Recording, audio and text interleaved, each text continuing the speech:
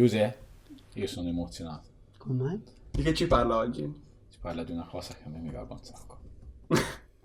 Rolex. Beh sì, Sapevo. Submariner. Però te mi dovresti aiutare a rifare un percorso storico perché ne so poca. Dei modelli. Ce n'hai qualcuno? Forse qualcosa sì. Qualcosa trovi? Si parte? Si parte? Che hai trovato? Sai la cosa? Non dal Submariner. Dal Turnograph. 6202. Come mai tu? Perché è il primo che hanno fatto con la ghiera girevole. E da lì praticamente l'idea di fare una ghiera girevole serviva poi ai subacquei per andare sott'acqua, quindi avere il tempo di immersione. Quindi fatto questo modello praticamente anno 53, in realtà il 53 è anche l'anno del Submariner. Quindi Viene brevettato il nome nel 53 del Submariner.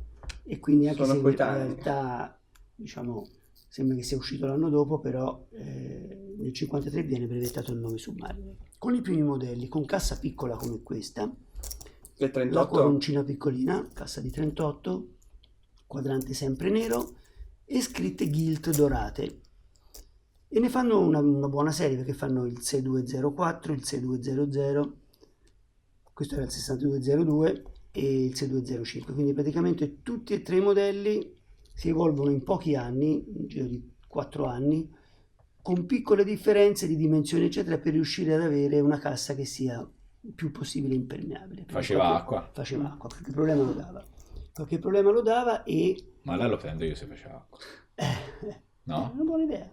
Sì. Non lo metti nell'acqua. Non ce lo metto, io non ce lo metto. E lì praticamente arriviamo fino alla metà degli anni 50 con i modelli come questo 6536. Mamma mia. Però stessa cassa. No, più grande. Vedi? Sì, Cambia la 6536. cassa. La cassa è leggermente più grande, la ghiera alla minutiera, È vero. vedi? Sì. Sempre quadrante gilt. E come mai quella evidenziata, cioè la parte di ghiera evidenziata diciamo sono i primi 15 minuti? Allora, i primi 15 minuti perché i tempi di immersione dell'epoca Mhm. praticamente avevano respiratori più comunemente a calce, nemmeno ossigeno, a calce. Quindi te mettevi il respiratore, avevi 15 minuti di tempo per... Sì. Oltre i 15 minuti diventava pericoloso perché finivi l'ossigeno della calce Sì. e cominciavi a respirare anidride carbonica, ti dava una sonnolenza, potevi rischiare di rimanere, diciamo, di morire sott'acqua. Quindi avendo i 15 minuti in evidenza, te sott'acqua, con il movimento anche delle onde, riuscivi a vedere bene la lancetta sulla ghiera, quindi che puntava sulla ghiera i primi 15 minuti. Cos'è? Radio? Questo era ancora radio, siamo nei primi modelli, quindi era ancora radio. Ma ho detto una cosa, che i primi modelli, i 6202, eccetera, eccetera, non avevano la lancetta Mercedes come questa, Mhm. ma quella lapis. Ah, La ok. classica, sì, fine, piccolina. Però poi si è reso vedeva conto male. che era poco leggibile, bravo, infatti era molto poco leggibile, per cui... E qui la ghiera gira a destra E e a lì la ghiera sinistra. gira a destra e a sinistra, quello fino al modello Zaffiro girerà sempre a destra e a sinistra, quindi bidirezionale. Poi se ci pensi non è una cosa molto comoda perché se per qualche motivo ti si muove la ghiera in avanti Beh, ti illude di stare queste ghiere comunque non è che le giravi tanto facilmente, sì. Voleva un po' di forza. Però per una insomma, maggiore sicurezza è stata Sì, una mossa sì, molto quella è geniale stata una da cosa parte abbastanza da interessante.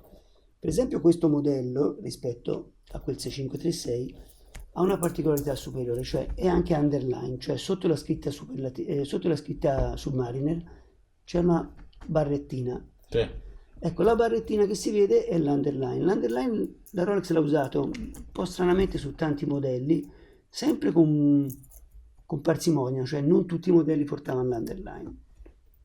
Sono casse, come vedete, piccoline, quasi sempre, anzi sempre dotate di bracciali Oyster rivetti, 7205 o 6636 erano le due referenze di questi bracciali, elastico e non elastico, Senza mai la cornini. protezione alla corona, quindi mai né cornini né l'altra protezione, fondellino piatto, Sì. una Vedi? buona affidabilità come impermeabilità, anche se non proprio assoluta, tant'è che i sub usavano poco i Rolex. di Rolex. Alcuni modelli davano qualche problema. Questo è certificato fino a 100 metri. Quello Questo è fino a 100 garantito metri. fino a 100 Quello era metri. garantito fino a 100 metri. Loro avevano fatto la prova, avevano una macchina per provare l'impermeabilità e la davano garantita fino a 100 Una macchina? metri. Sì, una macchina étanche oscope. Ah. Praticamente era il modo, era la macchina che poteva misurare l'impermeabilità degli orologi subacquei. Ah, ho capito. Ma lo potevi fare anche te, Sì. cioè le dovevi mandare a loro, come funzionava? No, praticamente loro quando vendevano l'orologio te lo testavano. Qualsiasi riparazione fosse avvenuta successivamente alla vendita, prima di essere riconsegnato l'orologio dovevano comunque ripassare da questa macchina che ti provava l'impermeabilità e ti attestava che reggesse fino a quella pressione, un problema di pressione. Quindi c'era la Rolex, non i concessionari Rolex. C'era la Rolex e ce l'avevano anche i concessionari, i riparatori del concessionario o comunque i riparatori della Rolex. E si trova? Sì, ce l'abbiamo. Ah sì? Guarda caso. Ce l'abbiamo. Prendi la porta.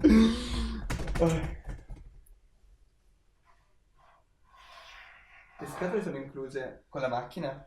Le scatole sono le prime scatole, per esempio i primi modelli venivano consegnati con questa scatolina piccola, i successivi fino proprio agli anni 70 che c'era quella col cavalluccio marino abbastanza famosa. Si pensa sempre che questa sia l'unica scatola di Submariner, no, invece no, è solo nei modelli precedenti che c'era questa e quelli successivi poi si va a quella normale verde. Però questa col cavalluccio marino è un po' quella più...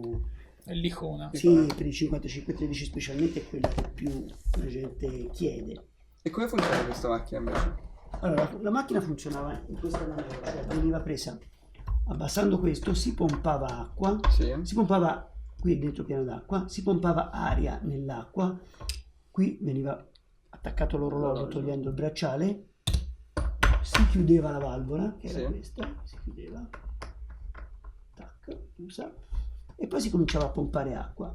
Man mano che si pompava acqua, si vede che si muove la lancettina, praticamente cominciava a pompare a seconda se era un Submariner piuttosto che un ovettone o un altro modello, lo portavi A quello che era alla pressione Pressione. che sapevi che l'orologio poteva reggere. Ancora funziona? Se faceva, se faceva le bollicine vuol dire che entrava acqua. A quel punto svitavi e controllavi le guarnizioni che non ci fossero. Questo te lo dava la Rolex. Questo te lo dava la Rolex, questo è l'ufficiale Rolex, infatti si vede scritto qui. Rolex Oyster Patent 1000. 1000 era la referenza di questo macchinario della Rolex. Anche macchinaria è una Precedentemente, referenza? sì, per esempio in quest'epoca, quindi anni 50, non c'era questo modello qui, ce n'era uno identico, stesso colore, ma non aveva questa levetta qui, che è un blocco in pratica. Vedi, se io lo aziono senza averla schiacciata, non pompo. In realtà questo è arrivato dopo, questo è arrivato proprio alla fine degli anni 60. Invece negli anni 50 c'era la stessa identica senza questa È levetta. il secondo modello uscito di questa Sì, tipologia sì. di macchinario. Identica, stesso nome, stessa... identica in tutto e per tutto. Ma questo te lo concedeva o lo dovevi comprare? No, allora, l'attrezzatura il concessionario se la deve sempre comprare. Ah. Fa parte dell'assortimento, come degli orologi, ti devi comprare anche la parte del laboratorio. Ho capito. Vai. Insomma, è questo che abbiamo. Da qui è chiaro che passiamo poi ai modelli successivi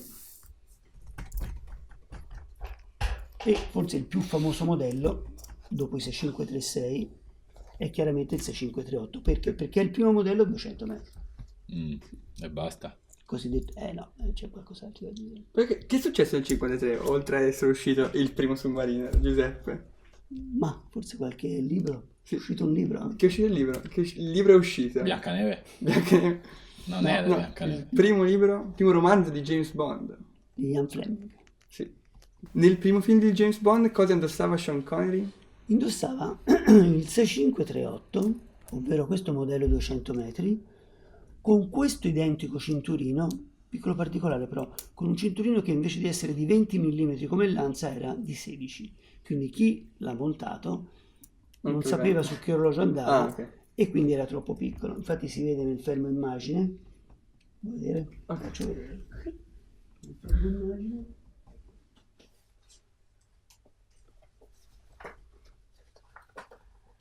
La foto. Questo me l'aspettavo.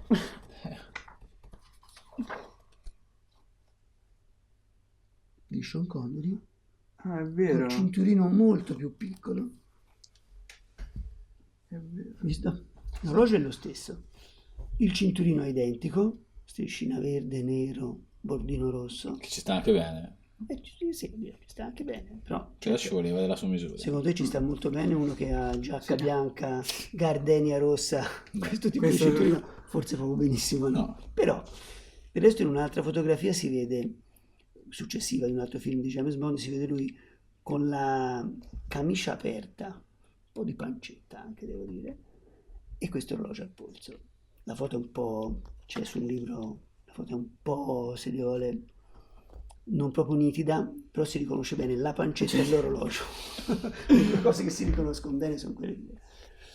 Quindi siamo arrivati al 200 metri, finalmente praticamente la Rolex, insomma, diciamo, riesce ad avere un orologio che è veramente impermeabile. Usa una corona marcata Brevet, non triple lock, quindi non con I il tre più, puntini. il meno, piuttosto che le tre palline. Sì. Usa questo corruccione qui che poi era la stessa corona identica dei Panerai, Ah. dei primi Panerai degli anni 30. I primi Panerai degli anni 30 che erano un movimento Rolex avevano questa corona qui Brevet. Quelli da sommozzatore? Proprio quelli degli incursori italiani. Incursori, sì. Sì. E quindi praticamente va a ripescare questa corona, ricostruisce una cassa e la fa, la alza Sì, di sì. spessore, quindi la rende molto più, diciamo, robusta, aumenta lo spessore anche del vetro e porta l'orologio a 200 metri.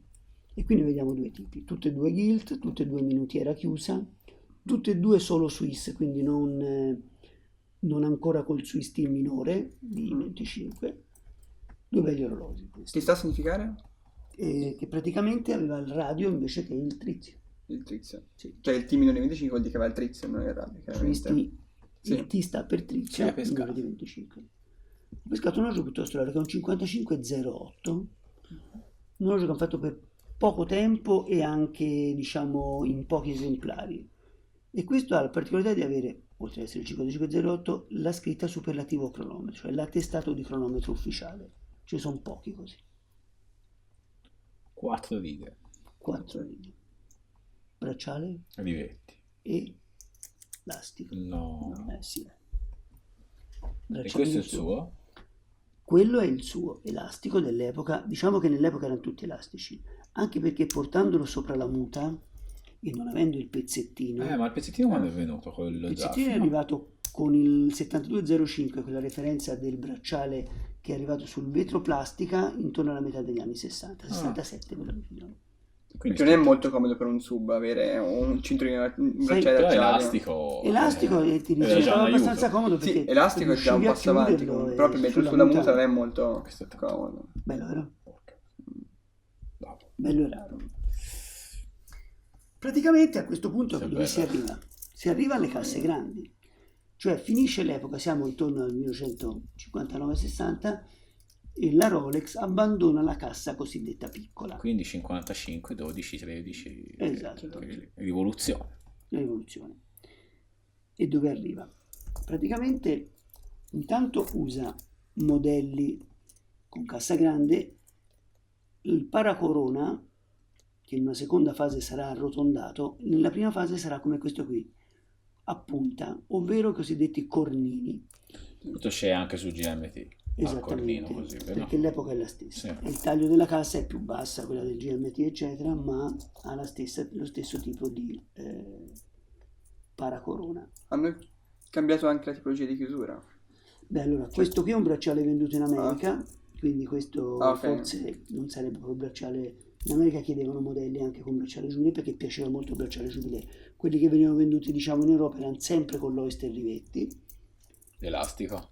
elastico, ma non sempre, per esempio in questo caso no, anche perché se si cominciava a rompere le molle riuscivi. A No, no. perdere l'orologio. No, se ti si rompevano le molle, la Rolex ti metteva dentro una lamellina e te lo rendeva rigido. Ah, Ah, Sì, infatti spesso le trovi anche con alcune maglie che sono Bloccate. state bloccate. Questa per Ah. esempio è stata bloccata, vedi? Mm. Questa qui non si muove, la seconda. Perché la blocchi, ci metti una lamellina dentro. Questo è un modello invece piuttosto raro, perché questo qui è un 5513, underline, cornino, gilt, quindi con la scrittina in oro, e c'ha un doppio Swiss, sotto porta 2 volte la scritta Swiss, perché lo stesso quadrante viene usato in 2 casse, o in quella ancora in produzione piccola, o in Ok. quella grande. Nel caso che vada in una o nell'altra, scopre, nel caso di quella piccola, uno lo copre e uno lo vedi. Nel caso invece di quella grande, c'ha il doppio Swiss. uno dei modelli più rari, quello lì. Questo è il 55-12? 13. Ah, 13. 13. Quello è un 13. Il 12 è questo. Stesso orologio, però, per esempio, riferito a questo, minutiera aperta, minutiera chiusa, Sì. quindi molto più simile a quelli con le casse piccole, che avevano sempre la minutiera chiusa. Cornino, 4 scritte, di cui le seconde, quelle superlativo, di colore diverso, bianche, giusto? Sì. 4 righe. Sì. 4 righe. È il famoso 4 scritte. Comunque questa è già una cassa abbastanza robusta. Di qui L'orologio si aveva- faceva zero acqua ormai. Sì, qui diciamo che l'imprionalità cominciava a essere veramente garantita. Cosa particolare è che questi, con la scritta superlativo, cronometro, eccetera, avevano la stessa identica meccanica dell'altro, però siccome la Rolex pagava l'ufficio svizzero di controllo dei cronometri e pagava per ogni orologio una il cifra, COSC? il COSC, quindi cosa succede? Che questo modello lo faceva su richiesta, cioè lo chiedevi COSC, lo pagavi di più, ma la meccanica era la stessa, lo pagavi di più perché c'era questo tipo di, diciamo, di certificazione apposta sul quadrante. Sbaglio, comunque hanno fatto anche qualche 55-13 militare. 55 militari li hanno fatti poi successivamente, perché qui siamo ancora nei primi anni Ah, ok. 60, Le mentre collaborazioni l'esercito inglese, che è stato il primo acquirente, hanno Cinque- fatto... comincia a avere le prime consegne nel Non so. 72, Non so. nel Ok. 55-13. Qui vediamo invece qualche altro c'è modello, l'Ancora. sempre diciamo dell'epoca, quindi sempre intorno alla metà degli anni 60, dal 63-64 fino al 67. E qual è la particolarità? Che tutti questi hanno ancora scritte Kilt, questa era l'ancorina che ti davano in dotazione con i C'è 200 sempre le metri. pubblicità Sì. dei Rolex, Sì. pubblicità vecchie. Questa è arrivata fino agli anni 2000, intorno agli anni 2000 consegnavano ancora gli orologi con l'ancorina con scritto 300 metri e 900. sì, 990 fit.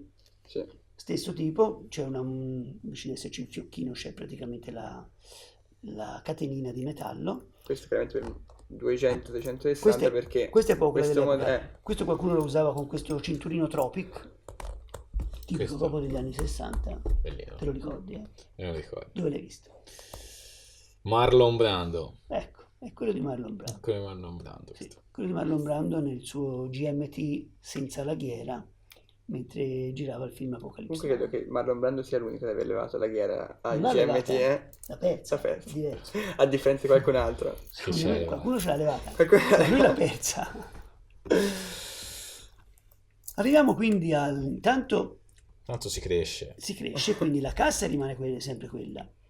Questo invece ha praticamente la protezione della corona arrotondata, non è più un cornino, quindi non ha più le punte a cuspide, ma ce l'ha arrotondate. In questo caso qui si vede anche una buona differenza che è dovuta ai materiali con cui vengono fatti i quadranti. Da nero evolveva, quindi diciamo che cambiava colore con umidità, magari anche un po' di sole, con questo bel color caffè. Questo è il vero quadrante tropicale, Sì. Tropic Dial. Questo è il Tropic Dial proprio più classico, col color caffè. Se li confronti sono proprio due colori diversi, nero e quasi un marrone. Sì. Quindi Giuse il 5513 ha solo questo quadrante o c'è anche bicchierini? No, alla fine della produzione l'hanno fatto con i bicchierini, siamo intorno al 78-79 e lo stesso modello praticamente lo trovi vetroplastica, bicchierini, identico in tutto e per tutto, scritte bianche, quindi non con queste scritte ma con le scritte come questi modelli, quindi non più gilt ma scritte bianche. Ora qui si vedono già due colori diversi. Sì. Questa è la versione più vecchia, questa è la versione successiva. In questo caso c'hai un meter first, 200 metri scritto prima dei piedi, e invece un modello praticamente con la scritta dei fit prima dei metri. E quindi praticamente hanno cambiato solo il quadrante, ci hanno messo i bicchierini, poi... Hanno messo i bicchierini. Allora, nel momento in cui hanno messo i bicchierini, in realtà era perché pensavano di toglierlo probabilmente di produzione, anche perché, e qui si vede bene da questo libretto che era il libretto delle istruzioni del Submariner, ti fa vedere il modello senza datario 5513, Qui te lo fa vedere i pallettoni, perché ancora ti fa vedere Sì. i pallettoni, anche se già c'era, vista l'epoca dell'orologio, visto l'epoca, scusa, del librettino, c'è già il modello Zaffiro, il 16800, il primo Zaffiro, 300 metri. Però loro ti fanno vedere ancora il vetro plastica, la Rolex non era molto attenta a queste cose, e infatti te lo fa vedere sbagliando, quello con i pallettoni, in realtà c'era già quello con i bicchierini, sempre 55 ma bicchierini. E qui c'è i pallettoni anche qui. I pallettoni perché il primo Zaffiro aveva pallettoni, il 16800 Quindi i bicchierini sono nati sul 16800, però sia l'ultimo 5513 che il Esatto. primo si sono invertiti Esatto, bicchierino i bicchierini, e pallettoni. i pallettoni. Ok? Infatti hanno fatto questo perché in realtà si pensava che il pallettone si vedesse anche meglio, in realtà è anche vero, il problema è che il pallettone in pratica si ossida e quindi cambia un po' colore, mentre invece quando è all'interno del bordino di metallo del bicchierino, insomma, si ossida un po' meno. È una salvaguardia, È un po' una salvaguardia, sì. È bello anche questo. Sì, è. Nel frattempo è cambiata la chiusura. Ecco, Ora qui siamo veramente- arrivati finalmente Che si ha alla famosa chiusura con il flip l'estensione. lock, l'estensione per la muta. Addirittura esistevano due misure dell'estensione, la misura standard e la misura lunga. C'era una misura più lunga per le mute più alte di spessore, quindi per i professionisti subacquei che andavano a profondità. E la richiedevi al momento dell'acquisto? No, era un po' un, diciamo, Interno all'otto? no, non un terrelotto, capitava? però in realtà potevi avere l'una e l'altra a seconda di come Ah. la richiedevi. In realtà parliamo di anni, diciamo, in cui l'orologio subacqueo non era proprio di moda, cioè lo Ok. comprava chi faceva veramente un po' di professione, faceva un po' il subacqueo. Chi comprava il Submariner per indossarlo, per esibirlo, erano pochi. Questi anni qua compravi un Piaget per esibirlo, Mm. estrapiatto, magari con quadrante di pietra, ma mai un orologio del genere. Non era di moda, assolutamente non era di moda. Magari se lo mettevano solo per far sport e poi se lo toglievano. Esatto, e si mettevano l'orologio. Si mettevano l'orologio, sì, dai. quello Quanto sicuramente. costava all'epoca un 5513? Quando è uscito? 55 credo che da un listino del 78 costava intorno ai 580.000 lire. Nel 78. E che vorrebbe dire? Vorrebbe dire, Perché non so la se metà. lo, no, se lo rapportiamo a un orologio d'oro costava dai 2 milioni e mezzo ai 3 milioni e mezzo, tipo il Day-Date 3 milioni e mezzo. Uno stipendio dell'epoca poteva essere più o meno intorno ai 700.000 lire, secondo me dagli anni 70 intorno a 700.000 lire, Sui 800.000 1500 lire. euro. Quindi era un submarino, non era un orologio costosissimo, era più o meno, diciamo, una mesata, come si diceva in gergo, cioè uno stipendio o poco meno di uno stipendio. Però se volevi comprare un orologio d'oro, tipo dei Date, spendevi 3 milioni di lire, quindi costava. Tante mesate. Sì. Dove si va? E siamo arrivati ancora praticamente a un 55. Aspetta, però prima ti volevo chiedere una Sì. cosa. Diamoci un ordine di tempo, perché qui ne hanno fatti tanti in poco tempo. Sì. Ok? Perché all'inizio ne hanno fatti All'inizio ne hanno fatti tanti, dopo tantissimi, no, poi si con la sono stessa- un po', vedo. In realtà, mentre all'inizio 6.200, 6.204, 6.205, quindi in pochi anni, in 4 anni hanno fatto 3 referenze, il 5513 è una referenza lunghissima. Perfetto. Diciamo che arriva fino al 1988.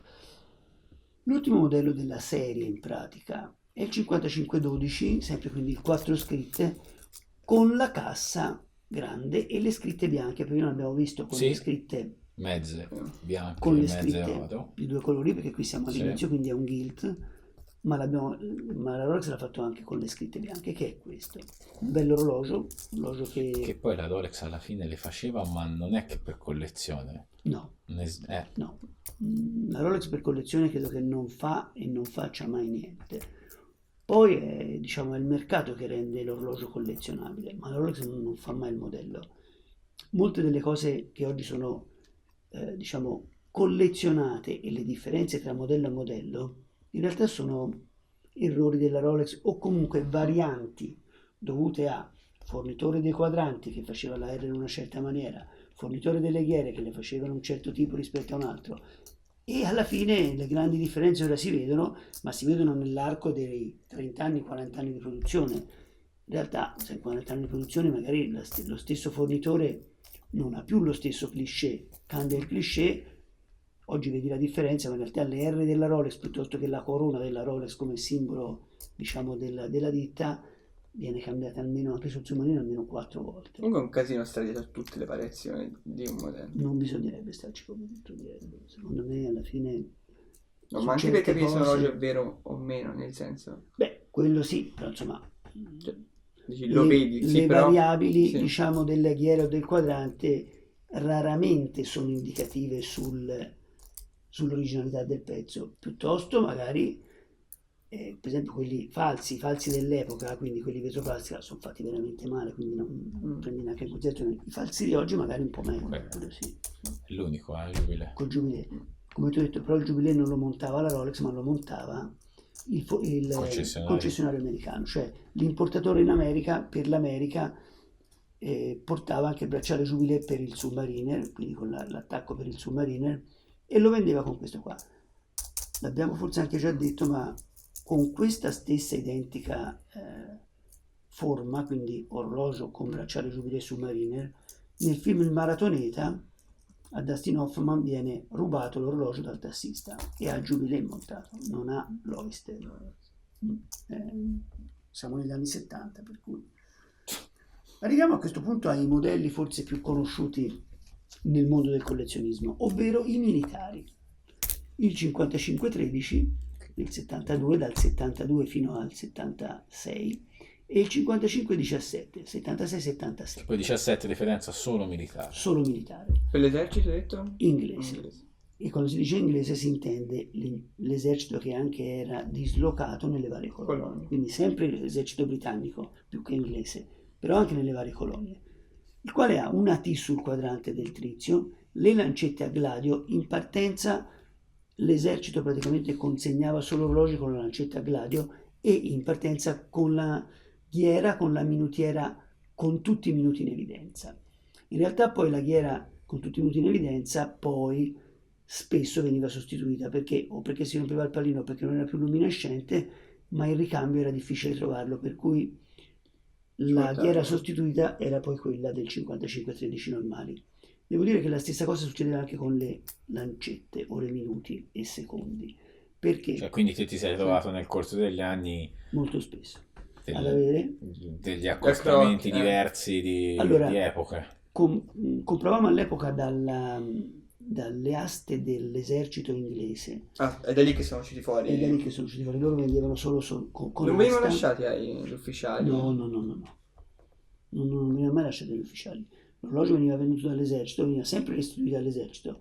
Poi l'esercito, quando smetteva la produzione dell'orologio, praticamente lo metteva in vendita in aste a lotti. 20 pezzi perfetti, 20 pezzi non proprio perfetti, 20 pezzi o 30 pezzi in condizioni proprio da riparare. Macinati. Macinati, magari il trizio era forato, non c'era più la polvere del trizio. Molto spesso li trovavi già con le lancette sostituite proprio all'epoca dall'orologiaio dell'esercito, Mercedes. con le Mercedes. Non che non siano originali, però non sono più a posto come condizione, quindi non sono da preferire solo per quello. In realtà se ha il quadrante originale, quindi anze fisse, quadrante originale, piuttosto che anche la T chiaramente sul quadrante, l'orologio deve essere buono anche quello, anche se non ha, diciamo, le lancette. Anche perché il quadrante non lo troveresti, se no. È abbastanza difficile. E la È abbastanza difficile. ghiera, questa praticamente lo definisce migliore come collezionismo da questa che... Sì, un questo- orologio integro in tutto, con la sua ghiera, fa anche una differenza di Tipo quello. 20.000 euro di Cioè, più, 20.000 euro. anche 20.000 euro. Ma su quanto? Perché ci stiamo parlando? Allora, gli orologi hanno fatto in asta anche 180.000 euro, in realtà il prezzo realistico è più basso, intorno dai 130 ai 150.000 euro. Ma anche lì, come dicevo prima, dipende molto anche dal sapore dell'orologio, visto che alcuni sono con un trizio più ingiallito, alcuni un po' meno. E come mai qua c'è il naso e non c'è un bracciale? C'è il lato perché le anse sono fisse, non puoi mettere un bracciale. Ah. Cioè quando te smonti la cassa, il cinturino, diciamo, dalla cassa dell'orologio, te non trovi la barretta a molla classica, trovi una barretta che va da parte a parte. Ah, Quindi, è come quasi fissa. tutti gli orologi militari, almeno il 90% degli orologi militari hanno Beh, una ha senso barretta perché fissa. non ti strappa il bracciale. Perché se il militare praticamente aveva fatto la sua operazione, tornava e qualcun altro doveva prendere lo stesso orologio. Ah, non occorreva neanche... Esatto, sostituivano in 2 secondi il cinturino e mettevano il cinturino nuovo. C'è scritto sotto che sarà assegnato? Sì, ecco, sotto ci sono tutte le assegnazioni e l'anno anche di consegna. Ah, questo è 72. 72. 76. 76. Infatti il 55-17 lo trovi tra il 76 e il 77. Ho capito. Capito? Ora invece si va a uno dei modelli forse più conosciuti, ma in realtà conosciuti poi nei modelli successivi, non proprio in questa forma. Questo è il primo Comex. In pratica oggi si capisce che è Comex dalle scritte sotto nel fondello. Cos'è la Comex? Comex era una ditta di subacquea professionale per, ad esempio, basi, piattaforme petrolifere. Ok. Quindi chiunque, diciamo, lavorava su queste piattaforme che aveva bisogno magari per la manutenzione di scendere in acqua, usava orologi che dovevano essere altamente professionali. Tant'è che la Rolex nel 1967 si rende conto che per andare profondo e non avere problemi di vetri che saltano, eccetera, doveva fare una valvola che lasciasse uscire un gas, uno dei gas dell'aria che è l'elio. E lei cosa realizza? Realizza intanto il Sea-Dweller, il primo Sea-Dweller, che non è proprio questo, in realtà il primo Sea-Dweller era la doppia scritta rossa, però il primo Sea-Dweller aveva sicuramente la valvolina dell'elio. Sì. La Comex, che aveva già questi orologi, sui Submarine 5513, cosa fa? Si fa fare la stessa valvolina sul suo orologio. E come se lo fa fare? Se lo fa fare e viene rinumerato o numerato al momento in cui usciva come 5514. Ed è un'esclusiva per la Comex. Sì. Un Ma 5514 loro le sempre avevano. Comex. Li hanno restituiti e modificati o gliel'hanno fatti subito modificati? Quello non è stato tanto chiaro il discorso, perché la Rolex e la Comex, pur avendo lavorato insieme, addirittura, non so se è su questo libretto, si avvale anche la Rolex di riportare della pubblicità, no? su Mi quello sembra successivo, esatto, la pubblicità che dice che è stata della loro collaborazione, infatti è qua, la collaborazione, infatti. della loro collaborazione. Il loro- Però siccome questi modelli, se uno va a vedere l'anno di produzione, spesso li trova anche un po' più vecchi del brevetto, per cui si suppone che alcuni dei modelli che già erano in stock alla Comex hanno vengano modificati. mandati a modificare e quelli che invece escono, in pratica, escono già con 55 Che erano tutti numerati tutti numerati, sì. e Infatti assegnati. è particolare perché la numerazione è molto evidente. E quanti A erano? differenza, per Si sa? esempio, dei militari, Sì, che è molto... che la numerazione è molto piccola, nei Comex il numero Si vede. molto. Ma quanti erano? Non si sa. Non si sa. No, non si sa, anche perché la Comex usa in una prima fase, quindi diciamo intorno agli anni 70, questo tipo di orologio, ma poi rimane cliente della Rolex per tanti anni e cosa fa?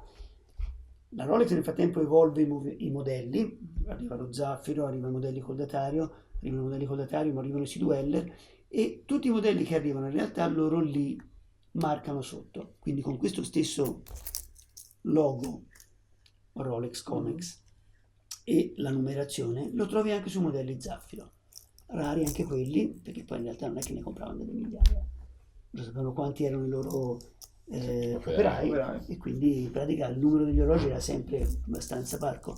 Questa ditta Comex è francese di Marzino. C'è ancora? Sì. E una domanda, sbaglio, ci sono alcuni Comex che hanno la scritta Comex sul quadrante? Sì, ne sono esistiti anche poi dopo alcuni con la scrittina sul quadrante. Sono più rari o meno rari rispetto a questi? Ma non è che sono più rari o meno rari, diciamo che in origine questi, che erano quelli che erano già in produzione o già prodotti, non avevano mai la scritta Comex. Ok. I successivi sì. I successivi, sì.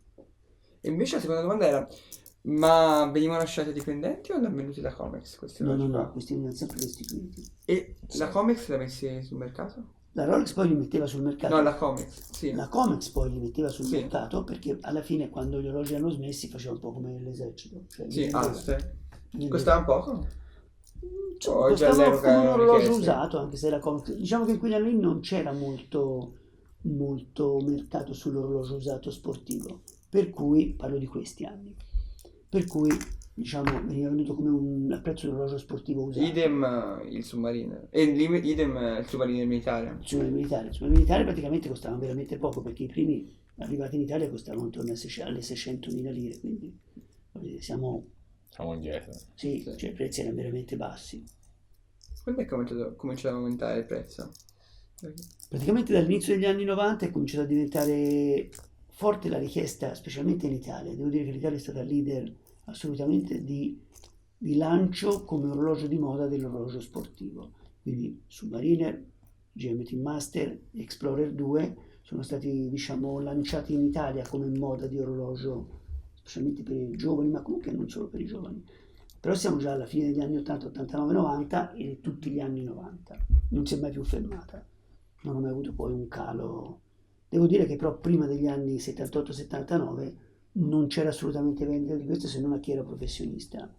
Sì, e chi lo faceva, chi li Chi serviva. chi gli serviva veramente.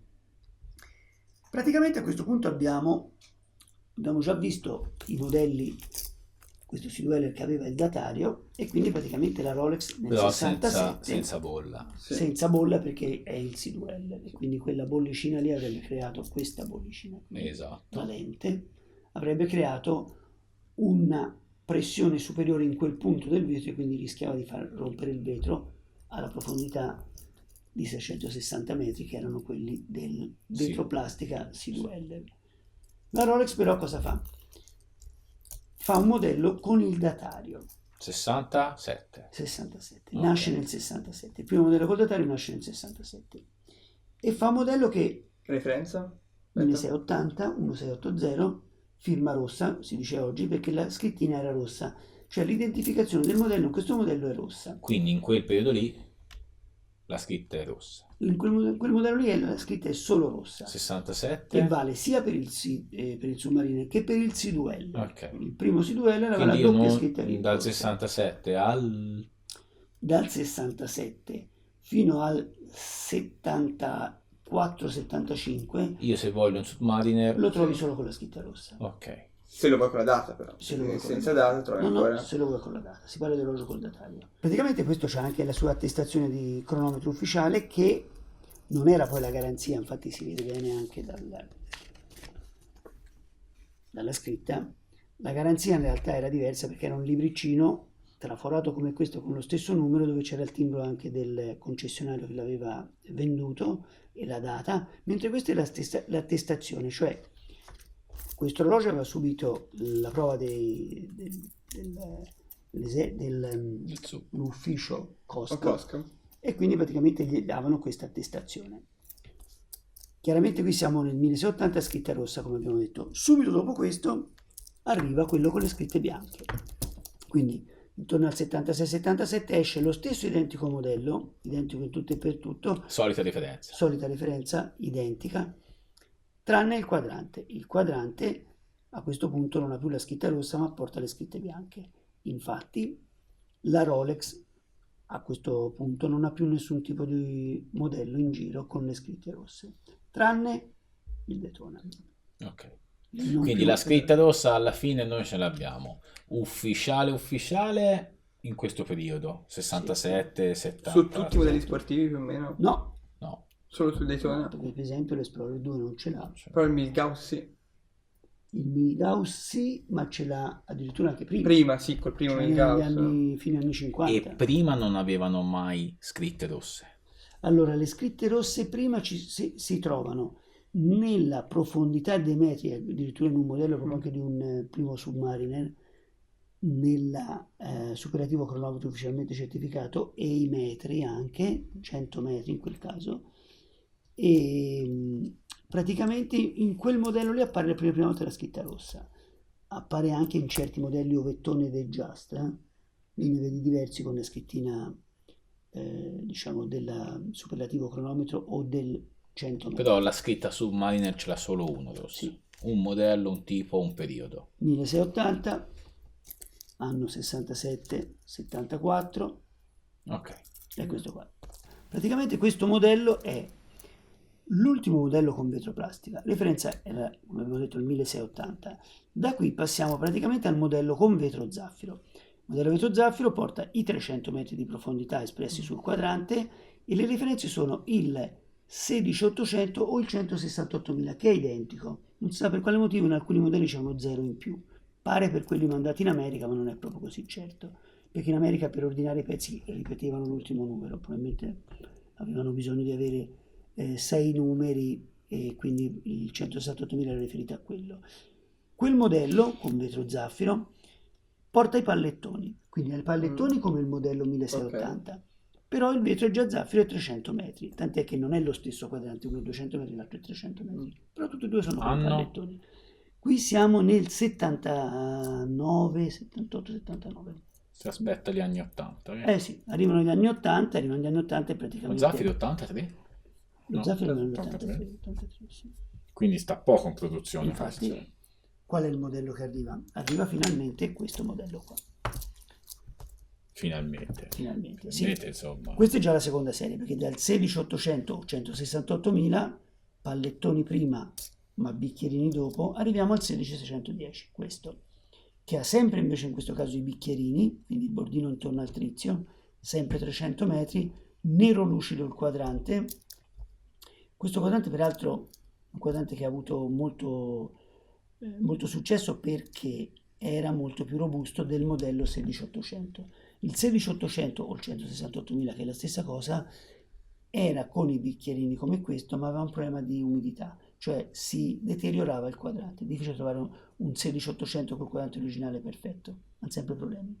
Si vedono spesso anche quegli spider dial, Sì. quelli li vedi sempre su quei modelli, mai su questo 16610, perché questo tipo di laccatura è assolutamente superiore, molto più robusta. L'altra, come prendeva un minimo di umidità, cominciava a crepare. Però un altro fascino, plexi. Piace più il plexi. Mamma mia. Allora, a me piace, se dovessi scegliere prenderei probabilmente il 1680, però a me piace anche questo. Il 116 mi piace. Sì, mi piace parecchio. Praticamente nel modello vedi, zaffiro, proprio un mastodontico. Sì, però nulla a che vedere con il modello nuovo, quello nuovo è ancora più grosso. Sì. con il modello zaffiro in pratica arriva anche un modello che prima non c'era, ovvero l'acciaiolo.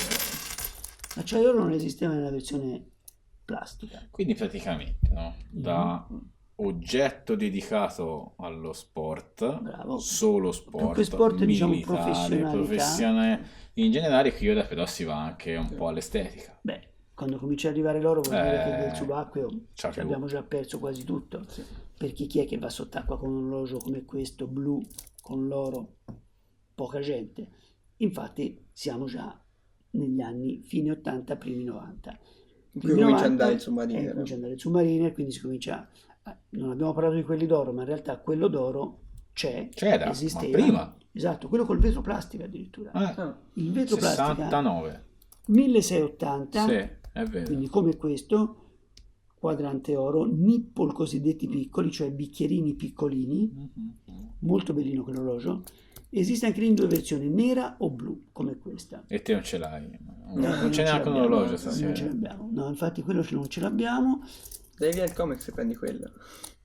Sì, comunque dei due ti dico meglio avere un comic. Non ho dubbi. Sì, dei due sì. Ce n'è due, no? Di militari. Comunque questo negli anni 90, ragazzi, è stato uno degli orologi più di moda che c'era. Cioè, chi veramente aveva... cioè, piacevano un po' gli orologi comprava sempre questo. E nella versione blu. A me Versione piace. nera almeno. Piace? Col quadrante blu. È un bel colore questo. Degradava questo colore. Cioè, l'unico difetto che aveva è che arrivava a diventare quasi grigio. Però ti faccio una Scoloriva. domanda, no? Scegliene uno. Prendi questo. No. Però... Qual è l'ultimo quale che lasci scegli sul tavolo? te scegli questo. Te quale scegli? Te scegli questo. Oh. Ovvero l'ultimo modello, un po' colorato, si vede che dal nero, solo nero, magari diventava anche un po' grigio, siamo arrivati al blu e ora anche alla ghiera verde. Questo praticamente è il modello cosiddetto ghiera verde. Pallettoni molto più grandi, Sì. vediamolo con questo. Cambiata tutta la grafica. Sì, cambia la grafica, che poi questa qui diventerà la grafica con i pallettoni così grandi dei modelli successivi, che oggi noi invece ci fermiamo qua, quindi ai modelli diciamo degli anni inizio anni 2000. Questo viene fuori nel 2003, cioè per i 50 anni di uscita, e quindi si ritorna qua, dopo 50 anni dal 53 al 2003, praticamente abbiamo la ghiera verde. Ma l'hanno fatto solo nel 2003? Dal 2003 fino agli anni 2009. perché dopo poi è uscito Nulk. l'Hulk, Tutto verde. tutto verde. Quindi non è stato un anno solo, poi è entrato in No, è produzione. entrato in produzione. Ma in quel momento lì la sceglievi o se non... La sceglievi. Sceglievi la LV 16610 LV. Era richiesto quel modello all'epoca? Sì. Già. Ora, cioè, Ora vabbè. ora è, diciamo, c'è quello tutto verde, va bene, ma questo qua quando è uscito aveva un particolare, aveva un 4, Sì. cosiddetto Fat Fat 4, four. che aveva una forma a trapezio, quindi un 4 un po' più largo, invece di fare l'angolo sì. così, praticamente faceva come il trapezio un angolo in più. Il Fat 4 sul mercato è uno degli orologi più richiesti delle serie Zaffiro. E a quanto si trova? Fat 4 bello secondo me lo puoi trovare anche a 20-22 mila euro. Non sotto, difficile trovarlo sotto. Però all'epoca era un orologio richiesto comunque? Diciamo che all'inizio non piaceva molto l'idea della ghiera verde perché snaturava quello che si era visto fino a quel momento, cioè l'acciaio con la ghiera nera. Però, Poi siccome era quello del eh. cinquantenario, la gente lo comprava volentieri perché era quello storico. Il pallettone grande doveva ricordare il famoso pallettone dei modelli degli anni 70, ancorché avesse il bordino di metallo, e comunque è un orologio buono anche questo. Bello. Sì, bello. Buon orologio. Piaciuti i Submariner? Bellissimo. Era un po' il tuo... È la mia puntata sì, preferita. Perché ti piacciono i sub? Sì. Sì. Quale prenderesti? Questo di sicuro, perché mi garba. Sub spicca rossa. Militare scontato, però... Sì, militare scontato. Quanti se ne possono prendere? Beh, Uno. allora No, due, diciamo due, perché anche io vado a penserei a due. questo e poi io prenderei questo. Due, un po' Sai quale diversi. prenderei io? Io prenderei invece il 5512 vecchio e quello Questo è bello. con quadrante caffè. Questo- 5513 Gilt quadrante caffè. Te Steve? Il Comex e questo. 16. Comics e il 1680. 1680 scritto. Cioè, alla fine ne abbiamo presi Rosso, due sì. uguali, intrecciati. Sì, è vero. Io e te È due vero, uguali sì. e ne voi due due uguali. uguali. Sì. Bene, Quindi ce li portiamo a i casa. Submariner li abbiamo, diciamo, affrontati.